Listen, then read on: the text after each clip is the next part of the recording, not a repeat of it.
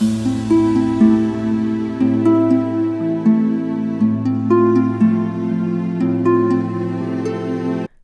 everyone, and welcome back to Healing Her Sacred Light.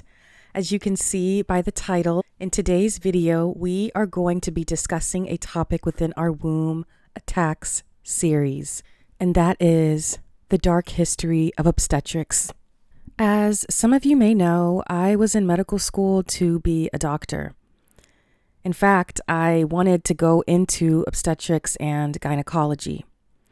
But during my third year, I decided to withdraw following the passing of my mother. In that moment of deep grief, the veil lifted for me.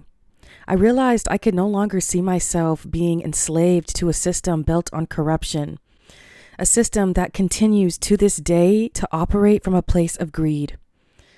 The truth is, the modern healthcare system does not care about people. It cares about money. I realized then what I know for certain now. The system is not broken. It was built this way. And my time on the inside showed me the rot at the core.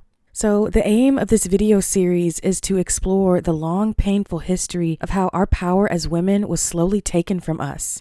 How birth, once sacred and woman-led, became controlled, medicalized, and often violent. We will talk about how women's bodies were experimented on, silenced, and dismissed. How intuition was replaced with authority. And how fear replaced trust. To understand the world we live in today, we must see beyond the veil they built to blind us. There is a history they never wanted you to know.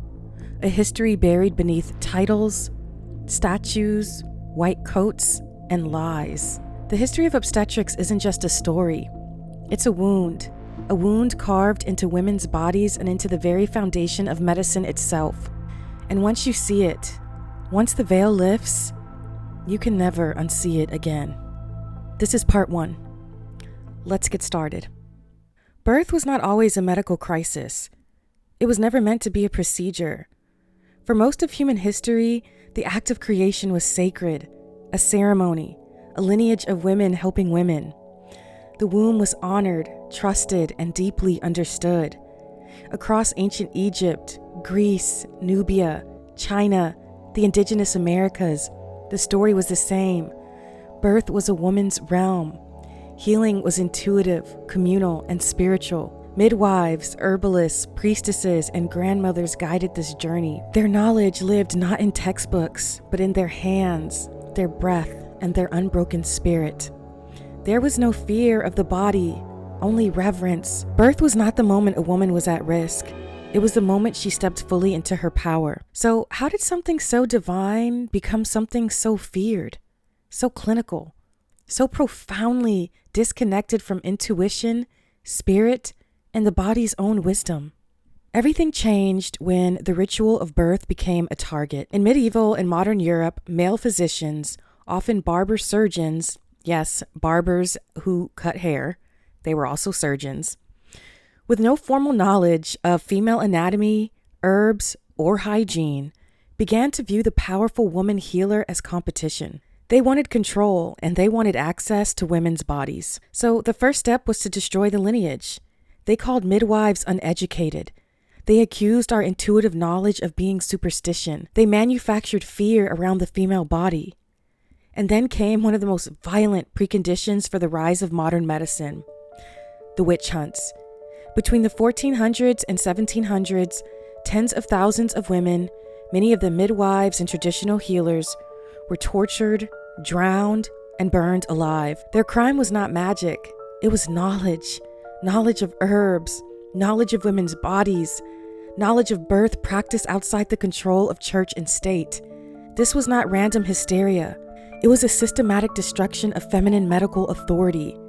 When the midwives were eliminated, the male surgeon became the only sanctioned option. This pattern did not stop in Europe. As medicine became centralized and colonization expanded, traditional systems of care were systematically dismantled worldwide.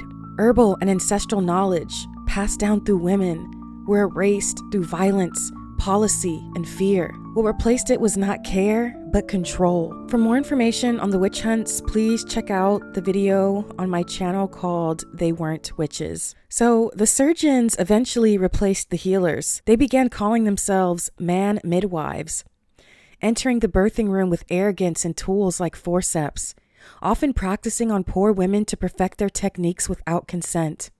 But there was a problem. These men had to justify their fees and their presence in a traditionally female space. They did this through what is known as meddlesome midwifery. They turned birth into a performance of action to prove they were necessary. So this meant using forceps unnecessarily, manually dilating the cervix, performing frequent invasive internal exams with unwashed hands. These instruments like forceps were not shared openly. Not that these instruments added value to the birthing process, they didn't. In reality, their misuse frequently caused more injury, infection, and death. Forceps were deliberately kept secret by male physicians, passed down within families, and withheld from midwives. This secrecy created a manufactured dependence. It ensured that only doctors were seen as capable of managing birth, not because they were safer, but because they controlled the tools. While midwives practiced expectant management, the sacred art of waiting and letting the body work, the doctors practiced intervention. Because the midwives did less, fewer women died during childbirth. The doctors, through their constant meddling, introduced bacteria directly into the womb. And here is the shocking truth they don't teach. Maternal death rates soared by as much as 10 to 20 times in hospitals run by male physicians, compared to births attended by midwives. This catastrophic increase occurred primarily in the 18th and 19th centuries when childbirth moved from the home to the hospital and was due to the negligence of the experts. The reason for this spike was a doctor-created infection, puerperal sepsis, or childbed fever. Hospitals became places of infection, not sanctuary. In the 1800s, you were statistically safer giving birth in a gutter than in a prestigious hospital. Why? Because a midwife wasn't coming straight from a room full of corpses to your bedside. Doctors were. Yes, they were moving directly from performing autopsies on corpses to examining laboring women, all without washing their hands. Then, in the mid-1840s, Hungarian physician Ignaz Semmelweis, I'm not sure if I'm saying his name correctly, observed that mortality rates in the doctor's division of his hospital were catastrophically high, sometimes up to 20%, while the division attended by midwives had rates as low as 4%. Semmelweis deducted that cadaverous particles were being transmitted. His solution was simple, requiring doctors within his ward to wash their hands with a chlorinated lime solution. The result? Mortality rates immediately plummeted to under 1%. Yet, his theory was ridiculed and rejected. It challenged the pride and authority of the medical establishment. They chose to deny the truth rather than admit that they were agents of death.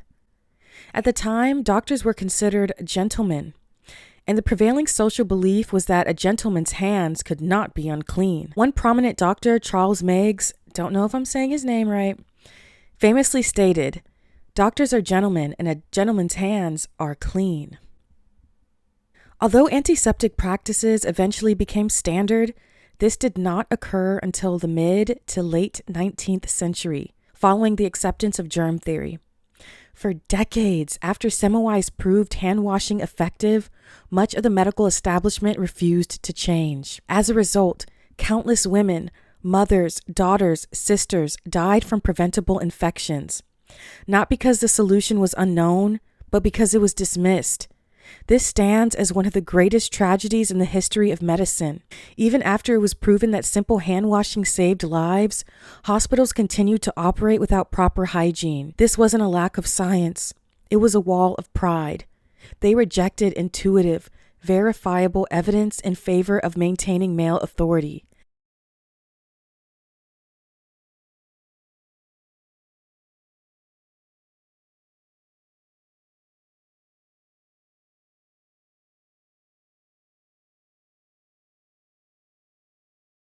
This refusal to believe the evidence of women suffering over the comfort of the expert is the rotten core of modern obstetrics. Stay tuned for part 2.